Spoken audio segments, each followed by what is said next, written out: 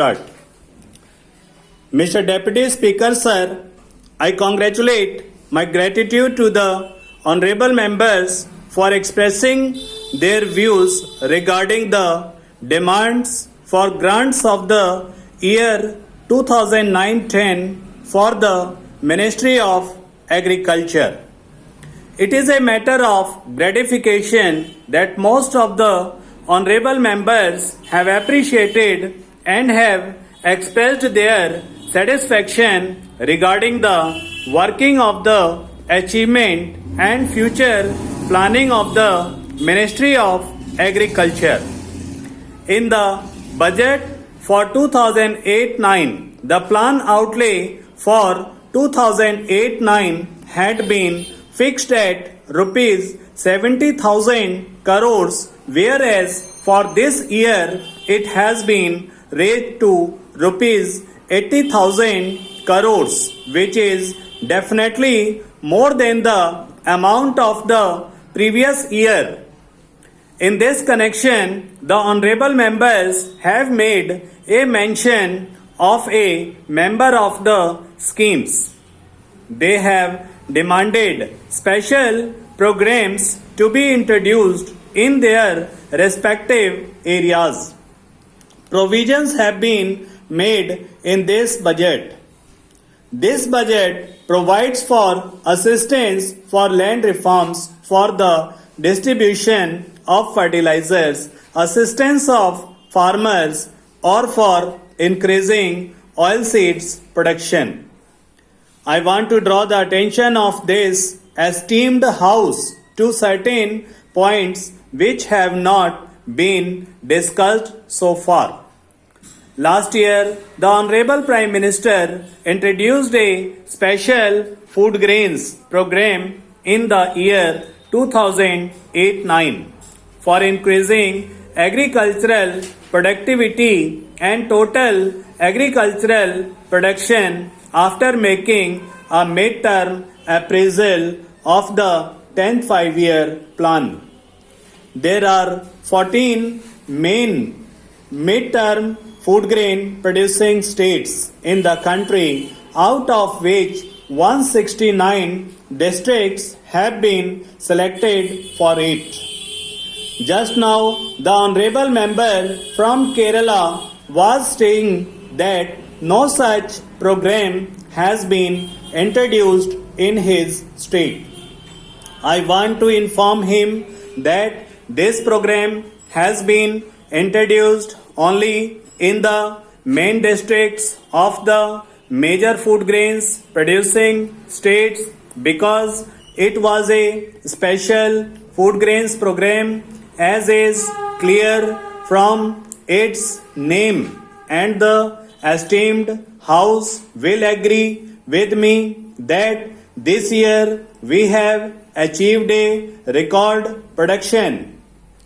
The food grains production is more than 17 crore tons this year. This is a landmark in the history of this country. But we should not be satisfied with this achievement. We are going to formulate schemes for further increase in the food grains production during the coming 3 years. Therefore, for the year 2010-11, the target for increasing the production of wheat and rice has been fixed at 5 million tons. Our department has already started taking steps in this regard, and I can say that we will be able to achieve the target fixed. I would like to make a brief mention of the major aspects of this year's budget. Several honorable members have expressed their views in the matter. Firstly, the percentage of bank loans in the agricultural sector is being increased from 17% to 18%. In additional, amount of rupees 4,000 crores will be given as loans. The rate of interest has been reduced from 14% to 12%. A special program for the production and development of seeds was announced in September 2008 by the Honorable Prime Minister. It is expected that new varieties of seeds of vegetables, fruits and flowers will be developed under this program, and that the import duty on machinery and other inputs required for the production and processing of fruits and vegetables has been fixed at 40% ad valorem. Similarly, the rate of duty on poultry feed has been reduced from 40% to 70%.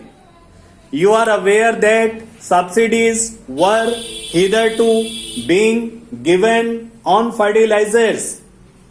I think that the steps which have been taken by the Honorable Prime Minister for increasing the production will have their positive effect, and the farmers will be more successful in their efforts to increase agricultural production. The House is aware that due to the drought conditions, our food grains production fell down considerably last year. But this reduction was much less than that was apprehended. This reduction was only by 3% as compared to that. In 2006-7, the drought situation was tackled by formulating a special program which helped in lessening the severity of drought. This shows that our agriculture has become resilient and a stage has been reached where we are able to tackle this kind of crisis effectively. The distribution of the farmers in controlling the drought situation has been praiseworthy. Sir, as I have already stated, the success achieved on the agricultural front in 2008-9 makes all of us feel proud of it.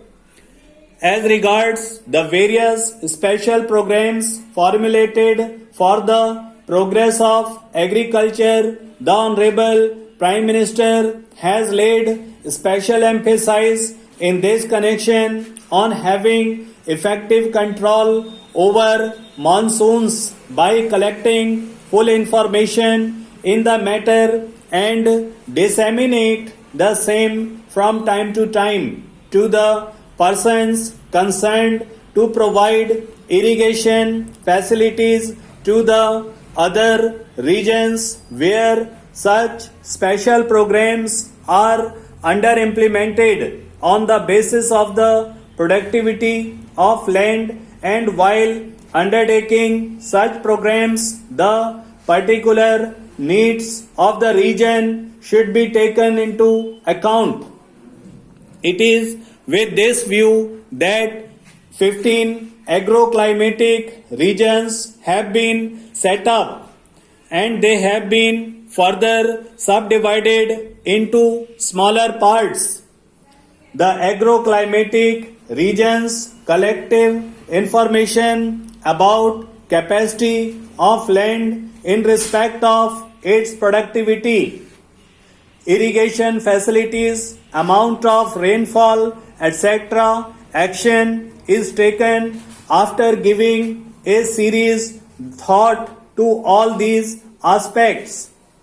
A senior vice chancellor of an agricultural university has been made the in charge of each of such zones, who advises the farmers as to what to do in the given circumstances and suggests to the government as to what sort of assistance should be given to them.